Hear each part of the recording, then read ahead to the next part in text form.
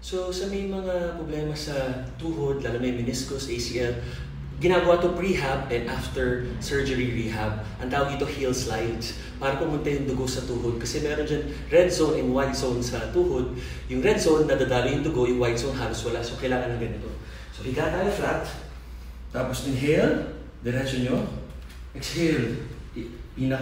Kaya nyo ilapit yung heels nyo, kaya heel slide. Inhale, exhale. Tapos sa kabila naman.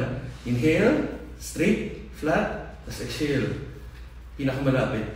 Pag ano na siya, pag pangit yung range of motion, especially after surgery, minsan tinutulak yan ng physiotherapist or ng doctor. So do what works for you. Hopefully makatulong to sa may mga problema sa tuhod. Pag wala tayong problema, walang masamang gawin to, lalo na pag bagong gising, pag tumutulog yung tuhod, at least ito.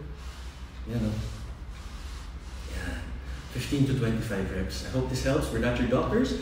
Do what works for you. Sir Agassi, Carlos Agassi.